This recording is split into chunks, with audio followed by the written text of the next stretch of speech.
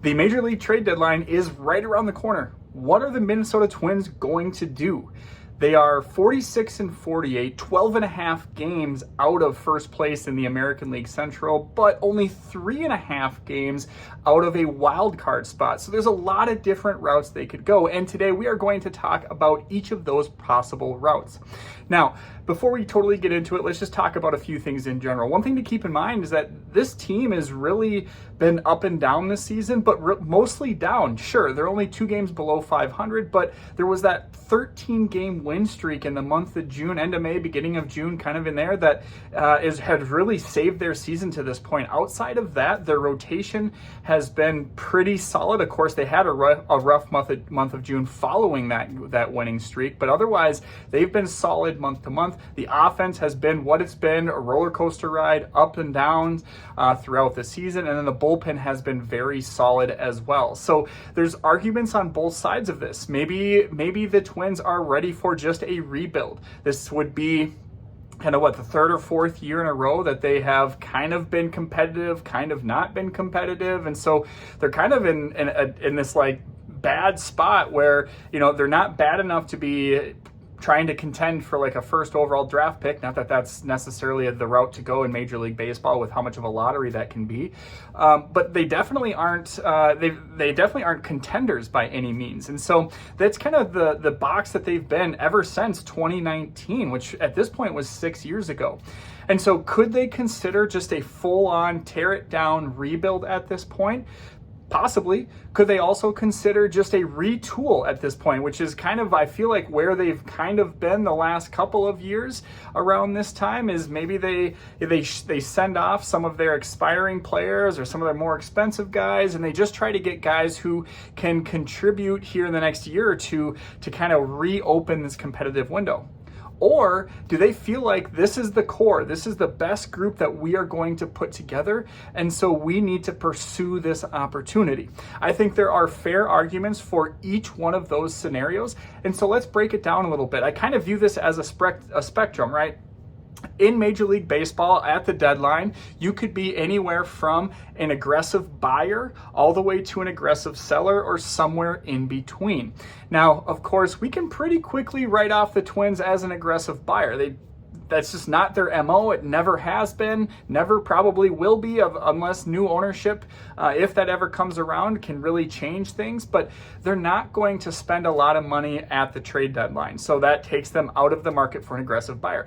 Even if they were maybe open to that, again, that just hasn't been their MO. They're not an organization to just flippantly trade prospects around in hopes of winning a World Series. Now, have they done that a little bit with like Spencer Steer, Chase Petty in recent years? Sure, and maybe to their point, that hasn't really worked out that well for them. Sonny Gray was a good get, but I mean, from a team perspective, he did great. The Twins didn't really do much with it, and so again, there might be an argument there as to why selling off prospects to win now may not be the answer. But again, generally speaking, we can kind of write them off as aggressive sellers. They're just never going to be that type of a team.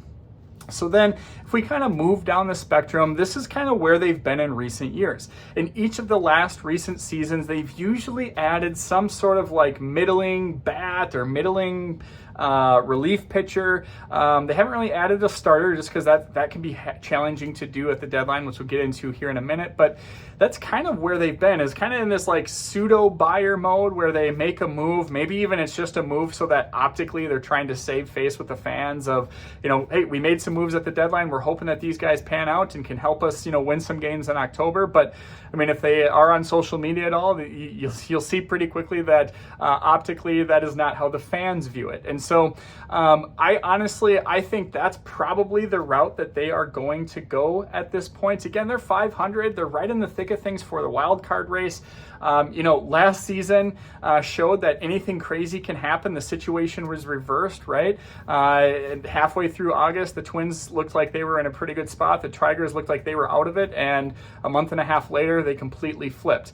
And so A lot can happen right now. This brings me back to us millennials thinking of the magical 2009 season at the Metrodome, coming down to a game, the last game of the season, and the Twins making an incredible comeback in the standings, and then of course that game 163 against the Tigers. Now that unfortunately won't happen anymore, but again, just kind of setting up for maybe another really fun comeback story in the second half of the season if this team can get healthy and turn it around. So again, that's all to say that I think that's probably where the Twins are going to be at, is kind of that middle ground of like pseudo buyers, and try to add just some low to maybe medium leverage arm in the bullpen, or maybe another bench bat that can add some versatility. That's probably what my gut says. And then there's the other end, not the last, but the other end of the spectrum, which is that they are aggressive sellers. I don't see them doing this, but maybe they will. Maybe they'll just say, we're ready just to rebuild. This is more than a retool. We need a full-on rebuild. And so you would be looking at, basically any non-pre-arbitration player could be on the block. So that would be, Joan Duran, Griffin Jacks, especially our rentals, Ty France, who he's probably not going to have much of a market. He has not done very well for the Twins after starting off pretty well. Willie Castro would be a part of that list. Harrison Bader for sure. Maybe Christian Vasquez, again, kind of like Ty France. He hasn't been super productive, so probably not. But then you're looking at guys who are still young and kind of developing, but might have a bigger market and might be able to get you a decent return, like Trevor Larnach, Matt Wallner, Ryan Jeffers, Royce Lewis. That group of guys right there. Now, you notice I didn't say Byron Buxton. I didn't say Carlos Correa. I didn't say Pablo Lopez. Now, Pablo Lopez probably could have a market for him. He's obviously still a phenomenal pitcher when he's been healthy. And that's still a pretty team-friendly deal, especially for just a starting pitcher of his caliber. But Correa, with his contract, with his production, it's not there. Buxton, he has that no-trade clause, and so by everything that we've heard, he is not wanting to leave Minnesota. He'd have to waive that no-trade clause, and again, just kind of rumors swirling around. It doesn't sound like he has any interest in doing that. So I don't think that's a move that the Twins could make, but, again, maybe they would surprise us there. So now, the one option I do want to talk that is kind of intriguing is kind of a buy/sell. Like maybe they could take a guy like Joan Duran and turn him into a couple different pieces.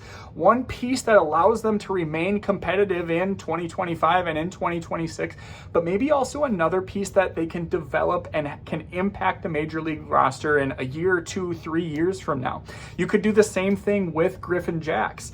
Again, he's one of the best relievers in baseball. He's not in those pre-arbitration years, so both of these guys are going to start getting a little expensive. And so maybe that is where a route to go is you flip Jacks. Maybe you get another reliever, but maybe a little bit of lesser caliber, but then that's also paired with a decent looking prospect.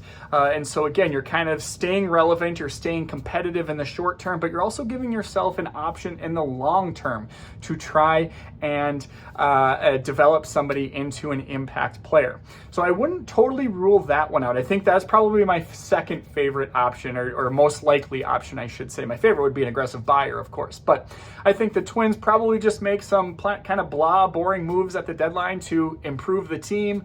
I could see them maybe going into this like sell and buy mode altogether just to kind of remain competitive in 2025, but also maybe add some pieces that could impact the future. I don't see an aggressive sell happening, especially with the ownership ordeal. I know there's a side of that then the next owner can kind of put their own spin on things, but also you don't want to, I don't know how attractive of an offer you're going to get if your team is just absolutely rock bottom. And then of course, aggressive buyer, given the ownership situation, I don't think that's definitely kind of pretty much off the table, aside from just that's not how the Twins work. So what do you think? Are the Twins going to do this kind of buy sell? Do you like that idea? Do you not? Should they just completely sell off? Do you think rebuild, retool? Really interesting conversation to have. Please leave your comments and visit twinsdaily.com for more.